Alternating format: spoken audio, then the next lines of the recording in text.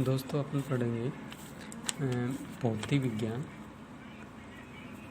Class 12th भौतिक विज्ञान। सबसे पहले मैं आपको बता दूं दोस्तों कि भौतिक विज्ञान में जो है क्लास 12th आरबीएससी जो बोर्ड है, राजस्थान बोर्ड जिसकी हम बात कर रहे हैं, तो उसके अंदर 10 यूनिट है।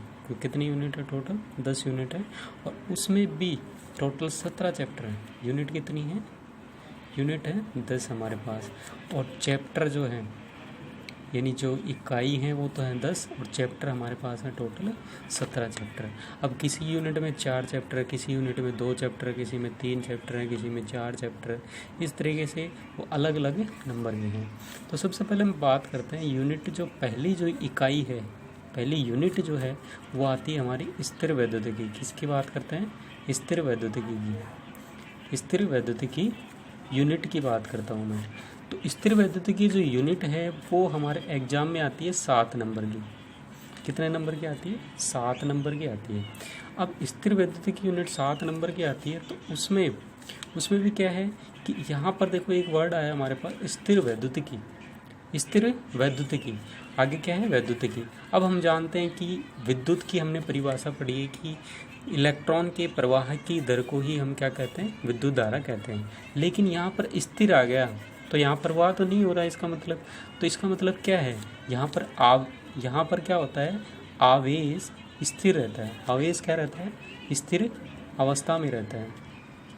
आवेश कैसी अवस्था में रहता है? स्थिर अवस्था में रहता है। इसमें पूरी जो यूनिट है उसके अंदर आवेश क्या रहता है? स्थिर अवस्था में रहता है। इसके अंदर 4 चैप्टर आते हैं, 4 पार्ट आते हैं, 4 चैप्टर आते हैं, जिनमें सभी में क्या रहेगा? आवेश स्थिर अवस्था में रहेगा।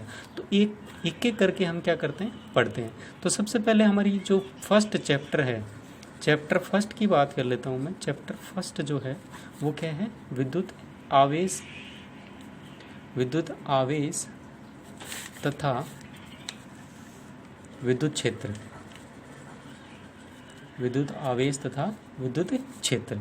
तो विद्युत आवेश, एक वर्ड आया हमारे पास, विद्युत आवेश। तो विद्युत आवेश क्या होता है? विद्युत आवेश क्या होता है? देखो इसके अंदर, बुक के अंदर आपको इसके बारे में कुछ मिल जाएगा कि हिस्ट्री क्या है, किस प्रकार से विद्युत आवेश की क्या खोज हुई थी, कैसे क्या हुआ, वो सारी चीज़ें मिल जाएंगी। लेकिन यहाँ पर हम पढ़ेंगे, ये चीज़ें हमें पढ़ने की जस्ट नॉलेज के लिए है, ये हमारे एग्ज़ाम में कुछ नहीं आता है। ठीक है। तो विद्युत आवेश की खोज कैसे हुई थी? सबसे पहले 620 ईस्वी में, ठीक, एक वैज्ञानिक था, उसने क्या किया? अंबर को किसी कपड़े से रगड़ा और रगड़ने के बाद में क्या होता है? वो अंबर क्या हो जाता है? चार्ज हो जाता है। उसको कागज़ के छोटे छोटे टुकड़ों के पास ले जाने के बाद में वो क्या हो जाता है? चार्ज हो जाता है। अंबर की एक रोड ली थी उसने, एक छड़ ली और उसको कागज़ के छोटे छोटे टुकड़ों के पास ले जाके देखा तो वो उसको क्या करता है? आकर्षित करता है। उसको क्या कर रहा है? वो आकर्षित कर रहा है वहाँ पर।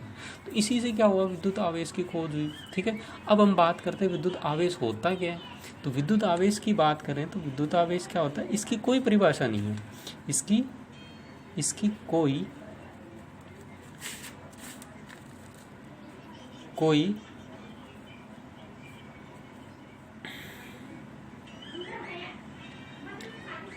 कोई मूलभूत परिभाषा नहीं है। कैसे नहीं है? मूलभूत परिभाषा नहीं है।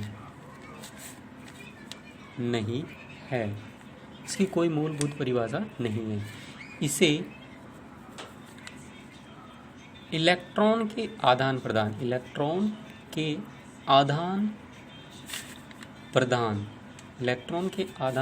द्वारा समझा जा सकता है। ठीक है। इलेक्ट्रॉन के आदान प्रदान द्वारा किसे कर सकते हैं? इसको समझ सकते हैं। तो सबसे पहले हम बात करते हैं, जैसे हमने एक वस्तु ए ली, दूसरी वस्तु हमने क्या ले ली? बी ले ली। अब दोनों वस्तु कैसी है? उदासीन है। कैसी वस्तु है? दोनों उदासीन है। इन पे कोई आवेश नहीं है, ये हम देख रहे हैं। तो अब क्या किया हमने? थोड़ी देर बाद में ए ने क्या किया?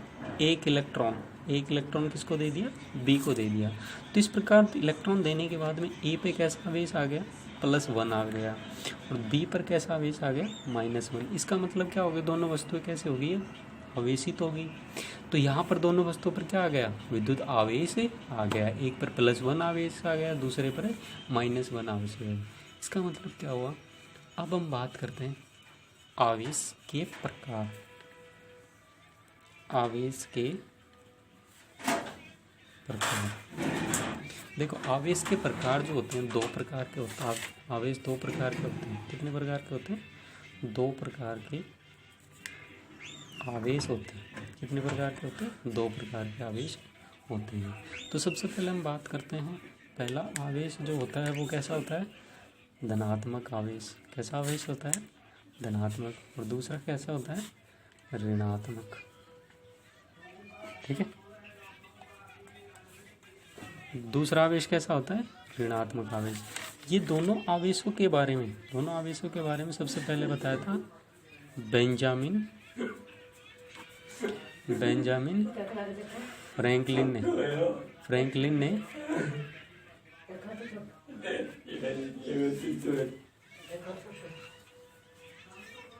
बेंजामिन फ्रैंकलिन ने सबसे पहले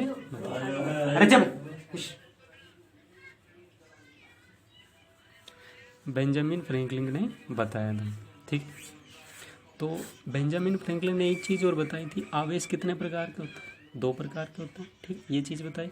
दूसरी क्या बताई इसने, 2 समान आवेश एक दूसरे को क्या करते हैं, प्रतिकर्षित। तो उसने बताया कि 2 समान आवेश एक दूसरे को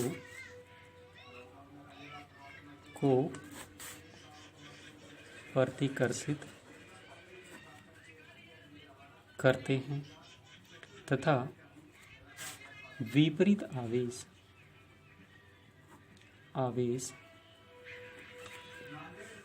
एक दूसरे को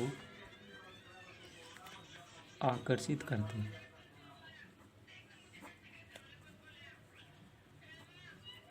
बेंजामिन फ्रैंकलिन ने ये अपने मतलब ऐसे ही उसने बता दिया कि ये एक दूसरे को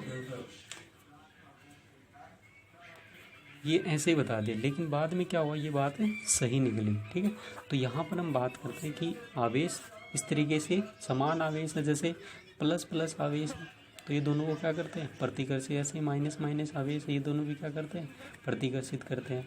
ऐसे ही + आ गया तो ये दोनों एक दूसरे को क्या करेंगे, आकर्षित करेंगे। तो इस प्रकार से उसने बताया था, उसने एक प्रयोग किया था, प्रयोग के आधार पर बताया था। नेक्स्ट क्लास के लिए कल मिलते हैं। Thank you.